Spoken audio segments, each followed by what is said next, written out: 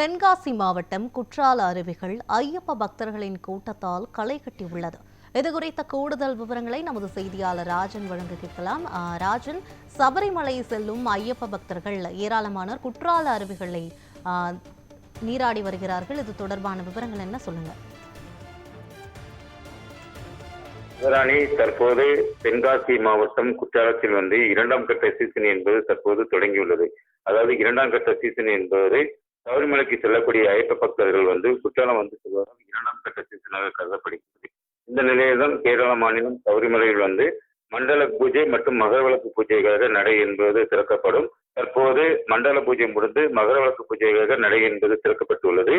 இதனால் சபரிமலை ஐயப்பன் கோயிலுக்கு எந்த அளவுக்கு ஐயப்ப பக்தர்கள் செல்கிறார்களோ அந்த ஐயப்ப பக்தர்கள் அதே அளவுக்கு குற்றாலம் நோக்கி வருவது உண்டு. ஏனென்றால் குற்றாலம் என்பது தமிழக கேரள எல்லை பகுதியில் மாவட்டம் தென்காசி மாவட்டம் இருப்பதால் இங்கு உள்ள இந்த அருவிகளில் புனித நீராடி ஐயப்பன் கோயிலுக்கு செல்வது வழக்கம். இந்த நிலையில்தான் அந்த மண்டல பூஜை காலங்களிலும் தற்போது மகரவிளக்கு காலங்களிலும் தொடர்ச்சியாக சபரிமலைக்கு செல்லும் போதும் சபரிமலைக்கு சென்று ஊர் திரும்பும் போதும் அருவியிலிருந்து குளித்துவிட்டு செல்வதுதான் வழக்கம்.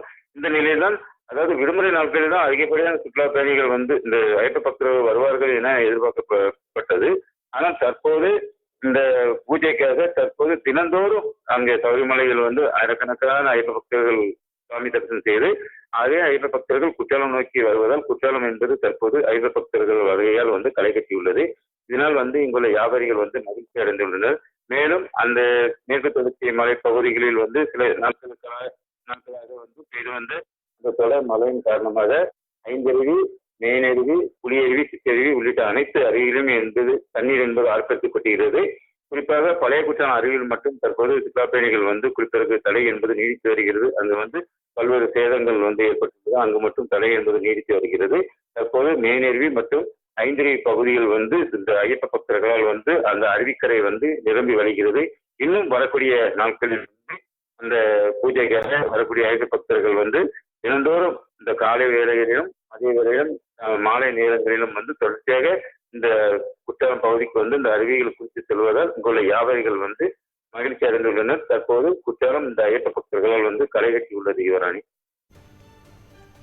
விவரங்களுக்கு நன்றி ராஜன்.